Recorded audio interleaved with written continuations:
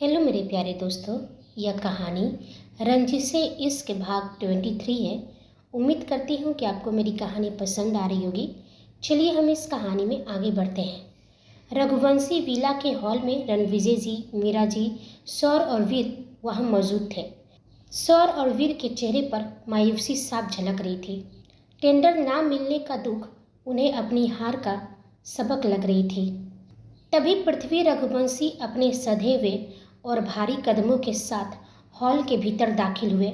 उनके चेहरे पर कोई सिकन नहीं थी, बस एक ठंडी और जानलेवा शांति थी। उन्हें देखते ही सौर और वीर की निगाहें झुक गई। पृथ्वी रघुवंशी बहुत ही शांत और भारी आवाज में बोले, झुकी हुई नजरें हार को स्वीकार करने के लिए तो ठीक है, लेकिन हार का कारण बताने के लिए नहीं। आज इन दोनों शेरों के चेहरे इतने उतरे हुए क्यों हैं? अपने दादाजी से नजरें मिलाने में शर्म आ रही है क्या? बहुत गुरूर था ना तुम दोनों को? बहुत दावे किए थे ना कि वह टेंडर रघुवंशियों की झोली में ही गिरेगा।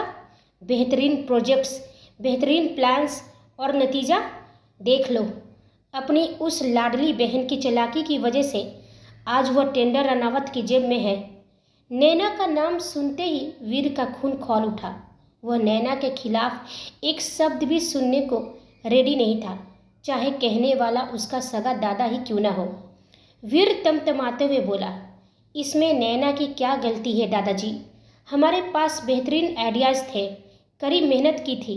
मैं नहीं जानता कि उस मृत्युंजय रनौत ने कौन सा काला जादू किया या कौन सी रिश्वत खिलाई कि टेंडर उसके हाथ चला गया, लेकिन आप नैना को बीच में क्यों घसीट रहे हैं? वीर की बात सुनते ही पृथ्वी रघुवंशी की मुठियाँ कस गई और उनके माथे की नसें उभर आई। वह करवाहट के साथ बोले, गलती नहीं है उसकी। कल्याण सिंह ने हमसे अपने अपमान का बदला लिया है। तुम दोनों जानते थे कि उस टेंडर पर आखिरी दस्तखत कल्याण सिंह के होने के थे, और तुम्हारी उस बहन ने उसने उसी वक्त मृत्युंजय रनौत से शादी कर ली। कल्याण सिंह ने उसी अपमान की कीमत वसूली है हमसे। सौर्य ने अपनी आंखें सिकोड़ी। उसके दिमाग की नसें फटने को थी। उसे धीरे धीरे सारा गणित समझ में आने लगा था। वह बहुत ही ठंडे और खतरनाक लहजे में पूछा, कहीं ऐसा तो नहीं दादाजी कि आप हमारे नैना की शादी कल्याण सिंह के बेटे वरुण से सिर्फ इसलिए कर रहे थे ताकि वह टेंडर हमारे हाथ लग जाए? बताइए, क्या आप नैना की शादी का इस्तेमाल इस डील के लिए कर रहे थे? पृथ्वी रघुवंशी एक पल के लिए खामोश हो गए। उनकी खामोशी वीर और सौर्य को चुभ गई। सौर्य के चेहरे पर कड़वी मुस्कान आई और बोला, जवाब दीजिए ना दादाजी, आप हमारी नैना का इस्तेमाल टेंडर के लिए ही कर रहे थे ना? पृथ्वी रघुवंशी गरजते हुए बोले, हाँ, तो इसमें गलत क्या है? अगर शादी विवाह एक बिजनेस डील बन जाए तो बुराई क्या है इसमें? सदियों से ऐसा ही होता आया है। हम अपने बिजनेस को रिश्तों में बदलते हैं। वरुण में क्या कमी थी? पावरफुल लोग थे, नामी थे। तुम्हारी बहन वहाँ खुश रहती। वीर ने एक कड़वी हंसी हंसी जिसकी गूंज पूरे हॉल में सुनाई दी।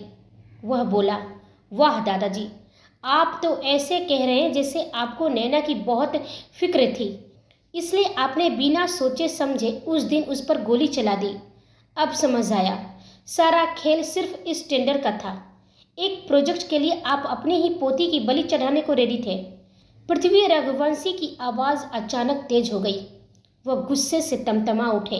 वीर, अपनी जुबान को लगाम दो, अपनी जुबान को लगाम दो। मत भूलो कि तुम दोनों कौन हो। अगर तुम्हारे नाम के आगे से रघुवंशी हट जाए ना, तो तुम्हारी औकात मिट्टी में मिल जाएगी। रघुवंशी एक ब्रांड है, और ब्रांड पर इन छोटी मोटी भावनाओं का असर नहीं होता। वह टेंडर कोई मामूली कागज नहीं था। वह एशिया के नए किंग का ऐलान करने वाला था। वह ताज रघुवंशियों के सिर पर होना चाहिए था, लेकिन आज वह मृत्युंजय रनावत के पास है। उसने तुमसे तुम्हारा बिजनेस लीजेंड का खिताब छीन लिया, तुम्हारे हाथ से साम्राज्य छीन लिया, और तुम्हारी बहन को भी ढाल बना लिया। और फिर भी तुम्हें मैं गलत लग रहा हूँ? मैं तुम्हारा दादा हूँ, जो करूँगा सही करूँगा। वीर ने एक कदम और आगे बढ़ाया और अपनी आंखों में अंगारे लिए पृथ्वी रघुवंशी के चेहरे के करीब जाकर बोला, आपको जो करना है कीजिए दादाजी, मुझे जरा भी फर्क नहीं पड़ता।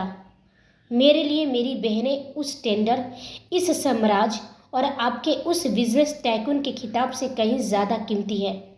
आइंदा आइंदा मेरी बहनों का इस्तेमाल अपने बिजनेस के लिए करने की हिम्मत भी मत कीजिएगा। वीर की आवाज़ अब और भी सर्द हो गई थी। नैना के साथ जो होना था वह बुरा हो चुका है, लेकिन अब गलती से भी आपकी नज़र नैना पर नहीं पड़नी चाहिए, वरना कसम है महाकाल की दादाजी, मैं भूल जाऊंगा कि मैं सचमुच वीर रघुवंशी हूँ। मुझे आपके इस रघुवंशी सरनेम के बिना रहना मंजूर होगा, लेकिन अपने स्वार्थ के लिए अपनी बहनों का सौदा करना मंजूर नहीं, क्योंकि मैं बिचौलिया नहीं हूँ, भाई हूँ उनका। पृथ्वी रघुवंशी की मुठ्ठियाँ कस गई। उनके चेहरे की नसें गुस्से से फटने को थी, पर वीर का खौफनाक रूप देखकर पहली बार उनके शब्दों में थोड़ी हिचकिचाहट आई। इतना कहकर वीर मुरा और शौर्य के साथ वहां से बाहर निकल गया। वहीं पृथ्वी रघुवंशी बहुत ही धीमी और कांपती हुई जानलेवा आवाज में बोले, रणविजय, देख लिया तुमने, ये है तुम्हारी परवरिश का नतीजा। तुम्हारे दोनों बेटे मेरे ही घर में खड़े होकर मुझे धमकी दे रहे हैं। रणविजय जी ने अपना सिर झुका लिया। यह देख पृथ्वी रघुवंशी के चेहरे पर कड़वी मुस्कान आई और बोले, तुम सिर्फ सर झुका सकते हो, लेकिन अपने बेटे को संभाल नहीं सकते। मैंने आगाह किया था तुम्हें, पर अब बागडोर मुझे अपने हाथ में लेनी होगी। कल महाशिवरात्रि को हम सब उज्जैन चलेंगे। महाकाल का रुद्रा अभिषेक होगा। रघुवंशियों की सत्ता और शक्ति को फिर से स्थापित करने का समय आ गया है। और याद रखना, पृथ्वी रघुवंशी मिट जाएगा पर झुकेगा नहीं। फिर चाहे रास्ते में अपने आए या गैर, मुझे फर्क नहीं पड़ता। अब जो होगा उसके अंजाम के लिए तुम सब रेडी रहना। रणविजय जी कांपते हाथों से विनती करते हुए, पिताजी प्लीज़ ऐसा कुछ मत कहिए, वो आपके ही पोते हैं, नैना उनकी जान है। वो बस अपनी बहन के मुंह में अंधे हो गए हैं। उनका मकसद आपका अपमान करना कभी नहीं था। वह तो बस पृथ्वी रघुवंशी बीच में ही दहाड़ते हुए, मोह विनाश का द्वार होता है। रणविजय, अपनी बहन त्रिशा को देखो, उसने एक पल में उस लड़की से रिश्ता तोड़ लिया ताकि स्कूल की मर्यादा पर आँच न आए। लेकिन तुम्हारे बेटों ने तो रघुवंशियों की चिता सजाने में लगे हैं, और मैं अपनी आंखों के सामने इस साम्राज्य को राख होते नहीं देखूंगा। वहीं मीरा जी एक कोने में खड़ी सिसक रही थी। उनकी आंखों के बहते आंसू उनकी बेबसी की गवाही दे रहे थे। वह कुछ कहना चाहती थी, पर पृथ्वी रघुवंशी की उस भयानक औरा के सामने उनकी आवाज़ गले में ही रुंध गई।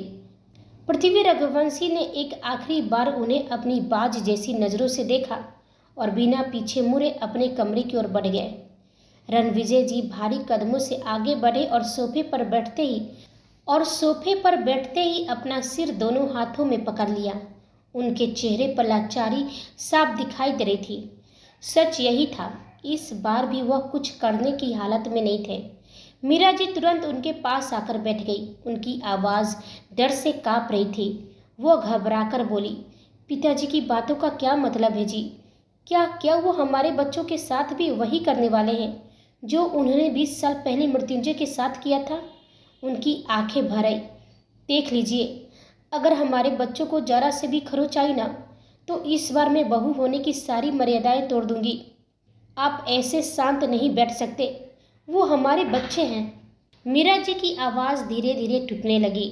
फिर उन्होंने बेहद दर्द भरी आवाज़ में कहा, आप जानते हैं ना, पिताजी के लिए हमेशा से उनका सिर्फ एक ही औलाद मायने रखता आया है, वही जिसके लिए वह कुछ भी कर गुजरेंगे।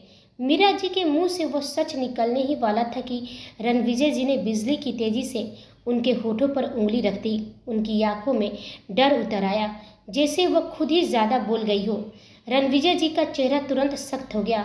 उन्होंने तेजी से चारों ओर देखा और धीमी मगर सख्त आवाज़ में कहा, बस मीरा, तुम जानती हो ना, यह सच रघुवंशी विला में कभी नहीं खुलना चाहिए। उन्होंने धीमे स्वर में कहा, दीवारों के भी कान होते हैं। गलती से भी हमारे बच्चों को यह बात पता नहीं चलनी चाहिए। मीरा जी चुप हो गई, लेकिन उनके चेहरे पर डर अब भी साफ था। रणविजय जी ने गहरी सांस ली। तुम चिंता मत करो, पिताजी सौर और वीर के साथ कुछ भी गलत नहीं करेंगे, मुझे पूरा भरोसा है। वह गुस्से में थे, इसलिए उन्होंने ऐसा कुछ बोल दिया। वहीं रानावत मेंशन का विशाल हॉल शांत था। मृत्युंजय अपनी दादी के साथ बैठा हुआ था। घर के बाकी सदस्य भी वहीं मौजूद थे। तभी सुलक्षणा जी ने स्नेह भरी आवाज में कहा, मृत्युंजय बेटा, इस बार महाशिवरात्रि के रुद्राभिषेक तुम ही करो। 20 साल तक तुम यहाँ नहीं थे, इसलिए हर साल तुम्हारे नाम से पूजा होती रही, लेकिन अब जब तुम खुद वापस आ गए हो तो हम चाहते हैं कि इस बार महाकाल का अभिषेक तुम्हारे हाथों से हो। मृत्युंजय हल्का सा मुस्कुराया। उसकी आंखों में एक गहरी चमक उतर आई। वह बोला, दादी, आप तो जानती हैं कि महाकाल से मेरा रिश्ता कितना पुराना और गहरा है। इस बार पूरी महाशिवरात्रि में मैं व्रत में रहूंगा और रुद्रा अभिषेक उज्जैन में ही होगा। हम सब उज्जैन जा रहे हैं। यह सुनते ही हॉल में खुशी की लहर दौड़ गई। तभी विक्रम जी थोड़ा चिंतित होकर बोले, लेकिन यह सब एक दिन में होगा कैसे? इतनी जल्दी सब मैनेज कैसे करोगे? मृत्युंजय बोला, चाचा, आप भूल रहे हैं कि मैं कौन हूँ। 1 घंटे में पूरा ऑर्गेनाइजेशन खड़ा कर सकता हूँ, तो यह सब क्या मुश्किल है? फिर उसने सहजता से जोड़ा, वैसे भी महाकालेश्वर ट्रस्ट का मैं ऑनर हूँ, वहाँ सब व्यवस्था हो जाएगी। इतना सुनते ही विक्रम जी का चेहरा थोड़ा गंभीर हो गया और बोले, ऑनर सिर्फ तुम ही नहीं हो मृत्युंजय, पृथ्वी रघुवंशी भी ट्रस्ट के पुराने ऑनर हैं और उस हिसाब से पहला अधिकार उनका बनता है। यह सुनते ही मृत्युंजय का चेहरा सख्त पड़ गया। विक्रम जी आगे बोले, वो हर साल महाशिवरात्रि पर उज्जैन जाते हैं, इस बार भी जरूर जाएंगे। हम नहीं चाहते हैं कि वहाँ कोई टकराव हो, इसलिए बेहतर होगा हम भोपाल में ही रुद्राभिषेक कर ले। कहीं जाने की जरूरत नहीं है। कुछ पल के लिए हॉल में सन्नाटा छा गया। मृत्युंजय की आंखों में गुस्से की हल्की चिंगारी चमकी। वह अपने चाचा से कभी ऊंची आवाज में बात नहीं करता था, लेकिन इस बार खुद को शांत रखना उसके लिए मुश्किल हो रहा था। उसने गहरी सांस ली और बेहद कंट्रोल्ड आवाज में कहा, मेरा फैसला अंतिम है। बस इतना कहकर वह उठा और बिना पीछे देखे हॉल से बाहर चला गया। विक्रम जी बस उसे देखते रह गए। तभी सुलक्षणा जी बोली, विक्रम, क्या जरूरत थी उस रघुवंशी का नाम लेने का? एक कम है क्या इस घर में उसका दिमाग खराब करने के लिए जो तुम शुरू हो जाते हो? हम उज्जैन जा रहे हैं तो जा रहे हैं। हॉल में एक अजीब सा सन्नाटा पसर गया था। वहीं दूसरी ओर शहर के एक शांत कैफे के कोने में नैरा और कुणाल आमने सामने बैठे थे। कैफे में हल्की संगीत की धुन चल रही थी। लोग हंस रहे थे, बातें कर रहे थे, लेकिन उस टेबल के आसपास जैसे उदासी का एक अलग ही संसार बन गया था। कुणाल के सामने कॉफी रखी थी। भाप कब की उड़ चुकी थी, लेकिन उसने अब तक एक घूंट भी नहीं लिया था। उसकी आंखें लाल थी और उनमें जमी नमी सूखने का नाम नहीं ले रही थी। नैरा ने धीरे से आगे बढ़कर उसकी हथेली पर अपना हाथ रखा और बोली, कुणाल, आखिर कब तक खुद को यूं ही तोड़ते रहोगे? उसकी आवाज़ में चिंता थी। तुम्हें भरोसा है ना कि नैना वापस आएगी, तो इंतज़ार कर लो, लेकिन खुद को इस तरह ख़त्म मत करो। खुद को बिजी रखो, शायद उसका ख्याल थोड़ा कम हो जाए। कुणाल हल्का सा मुस्कुराया। वह मुस्कान दर्द से भरी थी। मैं खुद को कितना भी बिजी कर लूँ नैरा, मेरी नैना मेरी ख्यालों से नहीं जाएगी, उसने धीरे से कहा, क्योंकि मैं उससे मोहब्बत करता हूँ और मेरी मोहब्बत कोई 1-2 साल की नहीं है। उसकी नज़रें कहीं दूर टिक गई। 5 साल, पूरे 5 साल से मैं उसे चाहता हूँ। जब वह पहली बार लॉ कॉलेज आई थी, उसी दिन से उसकी आवाज़ भर आ गई। मैं जानता था उसने कभी मुझ में उस तरह इंटरेस्ट नहीं लिया। जब मैंने पूरे कॉलेज के सामने उसे प्रपोज किया, तब भी उसने बस इतना ही कहा था कि उसे मुझ में एक अच्छा पति दिखता है, एक फ्यूचर हस्बैंड। कुणाल की आंखों से आखिर एक आंसू निकल ही गया। लेकिन मैं हर दिन हर पल इसी उम्मीद में था कि एक दिन उसे मुझसे प्यार हो जाएगा। उसने मुट्ठी भींच ली और अब हमारी मोहब्बत शुरू होने से पहले ही खत्म हो गई। मृत्युंजय रानावत ने सब खत्म कर दिया। उसकी आवाज़ टूट गई। तुम समझ नहीं सकती हो नैरा, ऐसा लग रहा है जैसे मेरी सांसें मेरे शरीर से निकल गई हो, अंदर घुटन हो रही है। नैरा ने गहरी सांस ली। उसकी आंखों में भी सहानुभूति थी और बोली, मैं तुम्हारा दर्द समझती हूँ कुणाल, लेकिन खुद को बर्बाद करना किसी भी प्यार की मंजिल नहीं होती। कुछ पल चुप रहकर वो बोली, एक काम करो, कल उज्जैन चलो। कुणाल ने उसकी तरफ देखा। उज्जैन? हाँ, महाशिवरात्रि है। हम सब महाकाल के दर्शन के लिए जा रहे हैं। तुम भी चलो। मेरे साथ नहीं, लेकिन हमारे साथी समझो। वह हल्का सा मुस्कुराई। कहते हैं महाकाल के दरबार से कोई खाली हाथ नहीं लौटता। जो दिल में है वह मांग लेना, शायद मन हल्का हो जाए। कुणाल चुप हो गया। नैना ने फिर एक बार कहा, प्लीज़ कुणाल, मान जाओ ना, चलो ना मेरे साथ। देखो अदिति भी नहीं जा रही है, क्योंकि आंटी की तबीयत अक्सर ख़राब रहती है, तो उसने रुकने का फैसला किया है। मैं वहाँ अकेली बोर हो जाऊँगी। माना कि मेरी पूरी फैमिली साथ रहेगी, लेकिन तुम रहोगे तो मुझे वाकई बहुत अच्छा लगेगा। कभी कभी जगह बदलने से दिल का बोझ भी हल्का हो जाता है। शायद तुम्हें भी अच्छा लगे। कुणाल ने गहरी सांस ली और फिर हल्की सी मुस्कान उसके होठों पर आ गई। ठीक है, मैं चलूँगा। बस इतना सुनना था कि नैना का चेहरा खिल उठा। उसकी आंखों में खुशी ऐसी चमकी जैसे किसी ने अचानक अंधेरे कमरे में दिया जला दिया हो। वहीं रनावत मेंशन। नैना जैसे ही सीढ़ियों से उतरकर नीचे आई, उसकी आंखों के सामने रंग बिरंगे और कीमती कपड़ों का अंबार लगा था। घर का पूरा हॉल किसी आलीशान शोरूम में तब्दील हो गया था। नैना की आंखों में हैरानी और थोड़ी सी कोफ्त थी। तभी गौरी जी चेहरे पर एक बड़ी सी मुस्कान लिए उसके पास आई और बोली, नैना, अच्छा हुआ तुम खुद ही नीचे आ गई। हम तुम्हें बुलाने ही आ रहे थे। देखो कितने सुंदर कपड़े आए हैं तुम्हारे लिए। नैना धीमी स्वर में पूछी, पर आंटी, ये सब क्या है? कोई फंक्शन होने वाला है क्या? गौरी जी उत्साह के साथ बोली, हाँ बेटा, कल महाशिवरात्रि है। हम सब उज्जैन जा रहे हैं। वहाँ महाकाल के मंदिर में मृत्युंजय रुद्राभिषेक करेगा और उसके साथ तुम्हें भी बैठना है। आखिर तुम उसकी पत्नी हो। चलो अपने लिए एक खूबसूरत सी साड़ी चुन लो। नैना का दिल एक पल के लिए जैसे बैठ गया। उसके कदम वहीं जम गए। गौरी जी तो कपड़े दिखाने में बिजी हो गई, पर नैना का दिमाग कहीं और ही चल रहा था। वह मन ही मन बोली, रुद्राभिषेक? पत्नी के रूप में?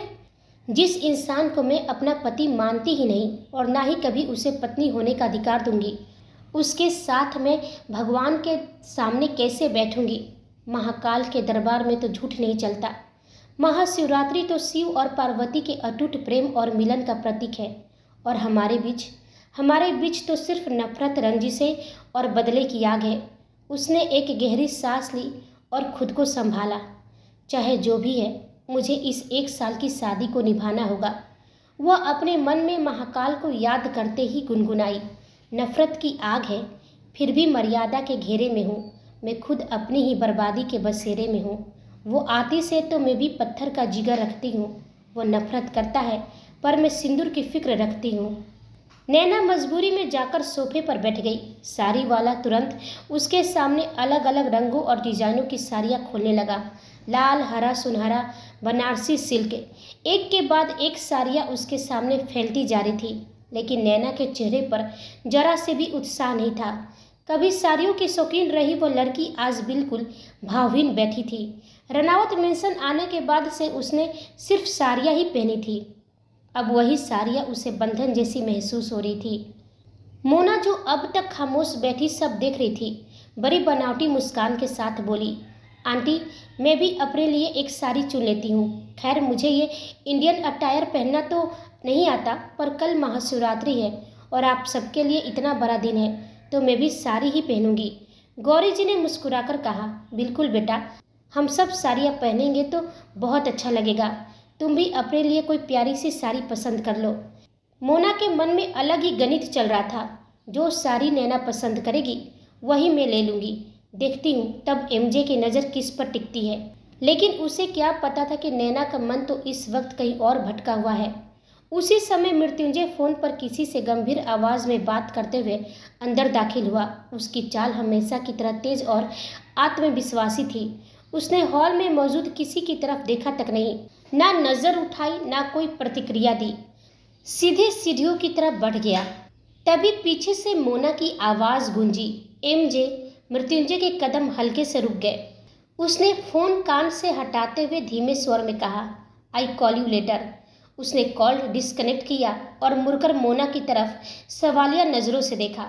मोना तुरंत मुस्कुरा दी, एमजे, चलो ना, मेरी मदद करो।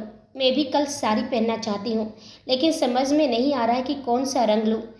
तुम ही मेरे लिए कोई सिलेक्ट कर दो। मृत्युंजय का चेहरा पल भर में सख्त हो गया, उसकी भवें तन गई। तुम्हारा दिमाग खराब है? ये कैसी बेतुकी बातें कर रही हो? और ऐसे भी घर में और भी लोग हैं, उनसे कहो मदद कर दे। ऐसे फालतू कामों के लिए मुझसे उम्मीद मत रखा करो।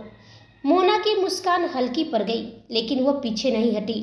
वह धीरे से बोली, तुम जितनी भी बेरुखी दिखा लो, सच नहीं बदलेगा एमजे।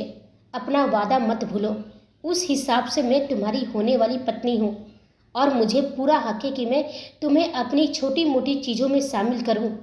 मृत्युंजय ने आंखें कसकर बंद कर ली। उसके हाथ की मुठ्ठियाँ भिज गई। उसे उस वादे का बोझ हर पल महसूस होता था, जिससे वह चाह कर भी भाग नहीं सकता था। मोना की आंखें धीरे धीरे नम हो गई और वह रूंधी हुई गले से बोली, प्लीज़ एमजे, इतनी बेरुखी अच्छी नहीं लगती। माना कि यह शादी एक वादा है, पर क्या हमारा बचपन कुछ भी नहीं? क्या उन यादों की कोई कीमत नहीं है? अगर तुम्हें मेरी मौजूदगी से इतनी ही तकलीफ है तो मैं अभी इसी वक्त यहाँ से चली जाती हूँ। वह मोना को यूँ जाने नहीं दे सकता था। आखिर विक्टर ने उस पर भरोसा करके ही मोना को इंडिया भेजा था और मृत्युंजय पर विक्टर के एहसान कम नहीं थे। उसने आंखें एक पल के लिए बंद की। गुस्सा अब भी अंदर उबल रहा था, लेकिन उसने खुद को रोक लिया। जब से मोना आई थी उसने उससे सिर्फ बेरुखी से ही बात की थी। अब उसे खुद एहसास हो रहा था कि हर बार ठंडा और कठोर रहना सही नहीं है। अगर विक्टर को पता चला तो उसे बहुत तकलीफ होगी और वह विक्टर को तकलीफ नहीं पहुंचा सकता था। यही सोचकर मृत्युंजय ने गहरी सांस ली और अपने गुस्से को दबा लिया। ठीक है मोना, शांत हो जाओ। देखो, मुझे इन सब चीज़ों की समझ नहीं है, इसलिए मैं तुम्हारी मदद तो नहीं कर सकता, लेकिन मैं यहीं बैठ जाता हूँ। तुम्हें जो अच्छा लगे ले लो, लेकिन इससे ज़्यादा की उम्मीद मुझसे मत करना। इतना कहकर मृत्युंजय भारी कदमों से सोफे की तरफ बढ़ा और नैना के ठीक सामने वाले सोफे पर बैठ गया। वह चुपचाप सोफे पर बैठा था, लेकिन एक पल के लिए भी उसने नज़रें उठाकर नैना को नहीं देखा। उसका पूरा ध्यान अपने मोबाइल की स्क्रीन पर था, जैसे दुनिया का सारा काम इसी वक्त खत्म करना हो। उसने एक पल के लिए भी अपनी पलकें उठाकर नैना की तरफ नहीं देखा। उसकी यह चुप्पी और अनदेखी कमरे के शोर से कहीं ज़्यादा भारी थी। नैना ने धीरे से अपनी पलकें उठाई और तिरछी नज़रों से मृत्युंजय को देखा। उसके अंदर एक अजीब सी बेचैनी करवटें ले रही थी। वो खुद को समझा नहीं पा रही थी कि उसे बुरा क्यों लग रहा है। वह मन ही मन बोली, इसे आखिर हो क्या गया है? जब से मेंशन आया है ऐसे बर्ताव कर रहा है जैसे मैं यहाँ हूँ ही नहीं। आखिर इसके दिमाग में चल क्या रहा है, जो छोटी सी बात पर मुझे कॉन्ट्रैक्ट की शर्तें गिनाने लगता है, जो बात बात पर मुझे सज़ा देने के बहाने ढूंढता है। वह इतना खामोश कैसे है? कुणाल से मिलने वाली बात पर भी इसने नॉर्मल रिएक्ट किया था। नहीं, यह इतना शांत नहीं रह सकता। इसकी यह चुप्पी मुझे चुभ रही है। किसी का शोर सहना आसान है, पर यह सन्नाटा तो जैसे मुझे खा ही जाएगा। इसका शांत रहना बहुत ही अजीब है। जरूर इसके दिमाग में कुछ तो चल रहा है जो मेरी समझ से परे है। नैना मन ही मन खुद को झटकते हुए बोली, पागल हो गई हूँ क्या मैं? जो इंसान मुझे इग्नोर कर रहा है, मैं उसके बारे में इतना क्यों सोच रही हूँ? अच्छा ही तो है, जितना ये मुझसे दूर रहेगा, जितना कम इस घर में आएगा, उतना ही सुकून से मैं सांस ले पाऊंगी। वहीं मृत्युंजय की उंगलियां फोन की स्क्रीन पर सरक रही थी, लेकिन उसका पूरा वजूद सामने बैठी नैना पर टिकी थी।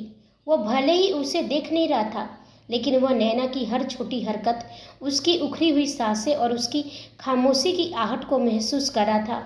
वह जानता था कि नैना इस वक्त किस कसमकस की आग में जल रही है। वह मन ही मन बोला, तुम सोच रही हो ना स्वीटहार्ट कि मैं तुम्हें टोक क्यों नहीं रहा? तुम्हें कॉन्ट्रैक्ट की शर्तों का डर क्यों नहीं दिखा रहा? तुम बेचैन हो जानने के लिए। तुम मेरी खामोशी को मेरा कोई प्लान समझ रही हो, लेकिन अफसोस, तुम्हारे सवालों का जवाब नहीं मिलेगा, क्योंकि तुम्हारी समझ से परे है मृत्युंजय रानावत। तभी मोना ने एक पेस्टल सिल्क साड़ी उठाई और जानबूझकर मृत्युंजय के घुटने पर रख दी और बोली, एमजे देखो तो, ये कलर मुझ पर खिलेगा ना? वैसे नैना, तुम्हें क्या लगता है? तुम तो साड़ियों की एक्सपर्ट हो गई हो इस घर में रहकर। मेरी चॉइस कैसी है? नैना ने फीकी मुस्कान के साथ कहा, कलर अच्छा है मोना, तुम पर जचेगा। ये कहते हुए नैना की नज़र मृत्युंजय पर टिक गई, लेकिन मृत्युंजय ने मोबाइल से नज़रें हटाए बिना ही ठंडे स्वर में कहा, तुम्हें जो पहनना है ले लो मोना, बस जल्दी करो, मुझे एक ज़रूरी मीटिंग के लिए निकलना है। वहीं मेघा नैना के पास आकर मुस्कुराते हुए पूछी, नैना तुमको कुछ पसंद आया? नैना ने जबरदस्ती हल्की मुस्कान दी, भाभी सच कहूँ तो मुझे कुछ समझ नहीं आ रहा है। यहाँ सारी साड़ियाँ बहुत ही खूबसूरत है, लेकिन मुझे इतनी हैवी साड़ी पहनने की आदत नहीं है। क्या मैं कोई सिंपल सी साड़ी ले लूँ? उसकी बात पूरी भी नहीं हुई थी कि सुलक्षणा जी की तेज आवाज़ गूंज उठी, बिल्कुल नहीं। पूरा हॉल एक पल को शांत हो गया। सुलक्षणा जी ने सख्त नज़रों से नैना को देखा, कल सारी दुनिया की नज़र तुम पर रहने वाली है। तुम मेरी पोते की बहू हो और इस घर की इज्जत भी। सिंपल साड़ी पहनकर कैसे बैठ सकती हो? यहाँ जितनी साड़ियाँ हैं उन्हीं में से किसी एक को चुनना होगा। नैना के चेहरे पर हल्का गुस्सा उभर आया, लेकिन उसने कुछ कहा नहीं। तभी गौरी जी नरम आवाज़ में उसके पास आई और बोली, बेटा माँ सही कह रही हैं, कल तुम्हें मृत्युंजय के साथ ही बैठना है। तुम दोनों की पहली महाशिवरात्रि है साथ में, सबकी नज़र तुम दोनों पर ही रहेगी। ऐसा करो, इनमें से जो तुम्हें हल्की लगे वही चुन लो। नैना ने मजबूरी में सिर हिला दिया। उसी समय गौरी जी की नज़र सोफे पर बैठे मृत्युंजय पर गई। वह अब भी मोबाइल में व्यस्त दिखने की कोशिश कर रहा था। गौरी जी उसके पास जाकर बोली, मृत्युंजय तुम क्यों नहीं नैना की मदद कर देते? आखिर तुम दोनों साथ बैठने वाले हो।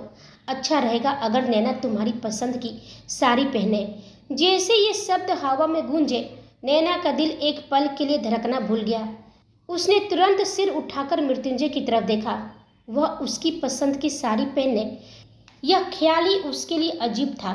दूसरी तरफ मृत्युंजय भी हैरानी से गौरी जी को देखने लगा। उसकी उंगलियां मोबाइल स्क्रीन पर रुक गई। कुछ सेकंड तक वह चुप रहा। पूरा हॉल जैसे उसके जवाब का इंतजार कर रहा था। मोना की भी मुस्कान हल्की पड़ गई और नैना उसकी सांसें अनजाने में धीमी हो गई। नैना मन ही मन सोच रही थी, नहीं प्लीज़ ये अपनी पसंद की साड़ी ना चुने। मुझे इसकी पसंद की कोई चीज़ नहीं चाहिए। इसकी पसंद का मतलब है मुझ पर अपना हक जताना। मृत्युंजय ने धीरे से मोबाइल बंद किया। वह उठकर खड़ा हुआ। उसकी नज़र पहली बार सीधे नैना पर पड़ी, बस उस एक पल के लिए। लेकिन उस एक पल में जैसे हजार अनकहे सवाल गुजर गए। जहाँ नैना की आंखों में इनकार था, वहीं मृत्युंजय की आंखों में चुनौती। वह साड़ियों की तरफ बढ़ा और बिना कुछ कहे एक एक साड़ी देखने लगा। नैना की धड़कनें तेज हो गई। उसे समझ नहीं आ रहा था कि ज़्यादा अजीब क्या है, मृत्युंजय का पास आना या उसके लिए कुछ चुनना। मोना ने बीच में बोलने की कोशिश की, एमजे मुझे लगता है कि नैना पर यह पेस्टल कलर अच्छा लगेगा। पर मृत्युंजय ने मोना की बात अनसुनी कर दी। उसने साड़ियों के ढेर के एकदम नीचे से एक बहुत ही खूबसूरत रॉयल सिल्क की साड़ी निकाली। वह साड़ी ना तो बहुत भारी थी और ना ही बहुत सिंपल। उसका रंग गहरा बैंगनी था, जिसमें सुनहरे धागों का बेहद बारीक और नफीस काम किया गया था। वह रंग इतना राजसी था कि उसे देखते ही सबकी आंखें ठहर गई। मृत्युंजय ने वह साड़ी उठाई और सीधे नैना के पास जाकर उसे पकड़ा दी। दोनों की उंगलियां एक पल के लिए एक दूसरे को छू गई और नैना को ऐसा लगा जैसे उसके शरीर में बिजली की लहर दौड़ गई हो। मृत्युंजय ने बहुत ही धीमी और भारी आवाज में नैना की आंखों में देखते हुए कहा, कल तुम यही पहनोगी। यह न तो भारी है न ही बहुत सादी, बिल्कुल तुम्हारी शख्सियत की तरह, जिसे समझना हर किसी के बस की बात नहीं। नैना निःशब्द खड़ी रह गई। उसे समझ नहीं आया कि मृत्युंजय ने उसकी तारीफ की है या उस पर तंज कसा, लेकिन उस साड़ी का रंग और मृत्युंजय की पसंद ने वहां मौजूद हर शख्स को हैरान कर दिया था। मृत्युंजय साड़ी उसके हाथ में थमाकर जैसे ही सीढ़ियों की ओर बढ़ा था, तो नैना की एक तीखी आवाज़ गूंजी। नैना तो नैना ठहरी। वह कैसे उसके पसंद को पसंद कर सकती थी? उसके हाथ उस बैंगनी साड़ी पर थम तो गए थे, लेकिन उसका स्वाभिमान उससे पुकार रहा था। नैना ने गहरी सांस ली। सॉरी आंटी, लेकिन मैं यह साड़ी नहीं पहन सकती। मुझे यह रंग बिल्कुल भी पसंद नहीं है और वैसे भी मैं अपनी पसंद की चीज़ें खुद चुनना बेहतर समझती हूँ। जरूरी नहीं है कि जो मिस्टर अनावत को पसंद हो वो मुझ पर भी अच्छा लगे। नैना की तीखी शब्द सुनते ही मृत्युंजय के कदम जहाँ के तहाँ जम गए। उसकी मुठ्ठियाँ जोर से भिंच गई और उसने अपनी आंखें बंद कर ली, जैसे वह उस नफरत को अपने अंदर सोखने की कोशिश कर रहा हो। वह धीरे से पलटा और किसी शिकारी की तरह तेजी से नैना के पास आ खड़ा हुआ। मृत्युंजय को अचानक इतने करीब देखकर नैना का दिल धक से रह गया। उसने डर और गुस्से के मारे साड़ी को कसकर पकड़ लिया। मृत्युंजय की गहरी रहस्यमयी आंखें सीधे नैना की आंखों में झांक रहा था।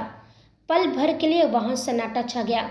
फिर मृत्युंजय ने बिना कुछ कहे नैना के हाथ से वो बैंगनी साड़ी ले ली। अगले ही पल उसने बड़े ही अधिकार के साथ वह साड़ी नैना के सिर पर उठा दी। जैसे उस रेशमी कपड़े ने नैना के माथे को छुआ, मृत्युंजय की आंखों के सामने बचपन की एक धुंधली लेकिन खूबसूरत तस्वीर कौंध गई। अतीत की एक झलक, वही बैंगनी रंग, वही मासूमियत। नन्हा मृत्युंजय एक छोटी सी बैंगनी ओढ़नी लिए नन्ही नैना के सामने खड़ा था। उसने बड़े प्यार से वह ओढ़नी नैना के सिर पर डाली थी। छोटा मृत्युंजय मुस्कुराते हुए बोला, देख देख तो तू कितनी प्यारी लग रही है, बिल्कुल चांद का टुकड़ा, मेरी जान जो है तू। नन्ही नैना उस ओढ़नी के नीचे से खिलखिलाकर हंस पड़ी थी। उसकी चहक पूरे कमरे में गूंज रही थी। उसे मृत्युंजय का उसे इस तरह सजाना बहुत अच्छा लगता था। तब नफरत का कोई नामो निशान नहीं था, सिर्फ एक मासूम सा एहसास था जो दोनों को जोड़े हुए था। नन्हे मृत्युंजय ने उसके चेहरे को निहारा और बड़े यकीन से कहा, तू सिर्फ मेरी है और हमेशा मेरी ही रहेगी, है ना? नन्ही नैना उसकी बातों का मतलब तो नहीं समझ रही थी, लेकिन फिर भी उसकी बातें सुनकर मुस्कुरा रही थी, जैसे उसकी हर बात पर हाँ कह रही हो। यादों का वह झोंका जैसे ही थमा, मृत्युंजय की आंखों में वही पुराना अधिकार और गहरा दर्द लौट आया। उसने नैना के सिर पर साड़ी को ठीक किया। उसकी उंगलियां नैना के गालों को हल्का सा छू गया था और उसकी छुअन से नैना के शरीर में एक बार फिर सिहरन दौड़ गई। मृत्युंजय की आवाज़ इस बार भारी थी, लेकिन उसमें एक अजीब सी गहराई थी। वह बोला, नफरत कपड़ों से नहीं होती, उन यादों से होती है जो हम उनसे जोड़ लेते हैं। कल तुम यही पहनोगी, क्योंकि जो मेरा है वह हमेशा मेरा ही रहेगा। उसने एक आखिरी बार नैना को देखा और बिना पीछे मुड़े ऊपर चला गया। नैना वहीं बुत बनी खड़ी रह गई। वह मृत्युंजय के कहने का मतलब समझ ही नहीं पाई, लेकिन मृत्युंजय की आंखों में उतर आई वो गहराई नैना को अंदर तक हिला गई थी। वह चेहरा भले ही पत्थर जैसा सख्त था, लेकिन उन आंखों के पीछे छिपा समंदर उफान मार रहा था। हॉल में खड़ी गौरी जी और सुलक्षणा जी एक दूसरे को देख रही थी। एक अजीब सी वहां पर खामोशी पसर गई थी। तभी मोना, जो अब तक मौके की तलाश में थी, आगे बढ़ी और नैना के सिर से सरक कर कंधे पर आई उस बैंगनी साड़ी के पल्लू को पकड़ने की कोशिश की और बोली, चलो अच्छा ही हुआ नैना, जब तुम्हें यह साड़ी पसंद ही नहीं है और तुम्हें इस रंग से नफरत है तो इसे मुझे दे दो। वैसे भी एमजे की पसंद मुझ पर ज़्यादा जचेगी, मैं इसे कल पहन लूँगी। मोना ने जैसे ही साड़ी को खींचना चाहा, नैना जो उस साड़ी को पहनने से मना करी थी, अचानक झटके से साड़ी के कपड़े को अपनी मुट्ठी में कस ली। उसने मोना का हाथ झटक दिया और ऐसी जलती हुई आंखों से उसे देखा कि मोना 2 कदम पीछे हट गई। नैना की आंखों में इस वक्त वही आग थी जो मृत्युंजय की आंखों में अक्सर दिखती थी। वहीं मृत्युंजय अपने फ्लोर पर आया, लेकिन सीधे अपने कमरे में नहीं गया। उसकी नज़र साइड में एक कमरे पर पड़ी जो हमेशा बंद रहता था। शायद नैना की कभी यहाँ नज़र नहीं गई थी। उसने धीरे से लॉक खोला और कमरे के अंदर चला गया। लाइट ऑन होते ही पूरा कमरा उसकी फैमिली की यादों में डूब गया। दीवारों पर लगे बड़े फ्रेम्ड फोटोज, उसकी बहन की तस्वीरें और परिवार के साथ बिताए बचपन के लम्हे। कमरा सजावट के सामान और पुराने यादगार सामानों से भरा हुआ था। मृत्युंजय की नज़र अपनी बहन माही की एक बड़ी सी तस्वीर पर जाकर टिक गई। माही, जिसकी हंसी पूरे घर में गूंजती थी। तस्वीर देखते ही उसके कानों में पुरानी बातचीत सजीव हो उठी। अतीत की एक सुनहरी शाम, कमरा फूलों और साड़ियों से सजा हुआ था। माही की सगाई की तैयारियां चल रही थी। माही उत्साह में चहकते हुए पूछी, छोटू, ओ छोटू, इधर आ, देख तो, इतने सारे रंगों में से मुझ पर कौन सा रंग खिलेगा? मैं कौन सी साड़ी पहनूं? ना ना, मृत्युंजय शरारत से मुंह बनाया और बोला, दीदी, सगाई आपकी है तो आप मुझसे क्यों पूछ रही हैं? आपको तो अपने होने वाले पति से पूछना चाहिए। माही उसका कान खींचते हुए बोली, ज़्यादा बड़ा मत बन, तुझे पता है ना, तेरी पसंद मेरे लिए सबसे ऊपर है। तू बताएगा वही पहनूंगी। जल्दी बता। तभी कमरे में मृत्युंजय के पिता विराज जी दाखिल हुए। उनके चेहरे पर पिता वाला गौरव और सुकून था। उन्होंने दोनों बच्चे के सिर पर हाथ रखा और प्यार से बोले, मृत्युंजय बेटा, तुम तो जानते ही हो, तुम्हारी बहन जो भी काम करती है पहले तुम्हारी इजाज़त लेती है। अब जल्दी से इसकी मुश्किल हल करो और बताओ कि इसे क्या पहनना चाहिए। उसी पल माँ रेखा जी हाथ में साड़ियों का ढेर लिए अंदर आई। उन्होंने एक सुंदर सा दुपट्टा माही के सिर पर डाला और मृत्युंजय की ओर मुस्कुराकर देखा और बोली, अब बताओ छोटू, कैसी लगेगी हमारी माही? लाल रंग की साड़ी पहनेगी या गुलाबी? कौन सा रंग सबसे प्यारा लगेगा? छोटा मृत्युंजय बहुत गंभीरता से साड़ियों को देखने लगा। उसने माँ के हाथ की चटकीली साड़ियाँ छोड़ दी और बेड के किनारे रखी उस बैंगनी रंग की रेशमी साड़ी की ओर इशारा किया, जिस पर हाथ की बारीक कढ़ाई थी। छोटा मृत्युंजय ने कहा, दीदी, आप ये पर्पल वाली पहनना। माँ कहती है ना कि यह रंग राजसी होता है, और मेरी दीदी तो इस घर की राजकुमारी है। इसमें आप सबसे अलग और सबसे सुंदर लगेगी। मृत्युंजय की बात सुनते ही कमरे में मौजूद लोग एक दूसरे को देखने लगे। रेखा जी कुछ बोलने ही वाली थी, क्योंकि वह जानती थी कि माही को पर्पल रंग से सख्त चिढ़ थी। उसे यह रंग कभी पसंद नहीं आया, लेकिन जैसे ही माही ने अपने भाई की चमकती आंखें और उसके उत्साह को देखा, उसने अपनी माँ को आंखों ही आंखों में इशारों से रोक दिया। माही ने वह साड़ी उठाकर अपने सीने से लगा ली और चहकते हुए बोली, देख लिया माँ, मैंने कहा था ना, मेरा भाई जो चुनेगा वही सबसे बेस्ट होगा। आज से यह मेरा सबसे पसंदीदा रंग है। उसने मृत्युंजय को करीब खींचकर उसके माथे को चूमा और भावुक होकर बोली, तेरी पसंद तो सराखों पर है मेरे भाई। मृत्युंजय खुशी से झूम उठा और अपने दीदी के गले लग गया। तभी मृत्युंजय की नज़र साड़ियों के बीच दबे एक नन्हे से बैंगनी दुपट्टे पर पड़ी। उसने झट से उसे उठाया। रेखा जी हंसते हुए पूछी, अब यह किसके लिए है छोटू? मृत्युंजय भागते हुए कहा, माँ, माही दीदी तो जल्दी से अपने ससुराल चली जाएगी। उनके जाने के बाद मैं तो आप सबका ख्याल रख लूँगा, लेकिन मेरा ख्याल रखने के लिए कोई तो होना चाहिए ना, जो हमेशा मेरे साथ रहे। माही ने उसे चिढ़ाते हुए कहा, अच्छा तो ये बात है, इसलिए तुमने पर्पल रंग चुना, क्योंकि यह किसी और को भी पसंद है। किसके लिए है यह दुपट्टा? मृत्युंजय वह दुपट्टा लेकर कमरे से बाहर भागते हुए चिल्लाया, अपनी नैना के लिए।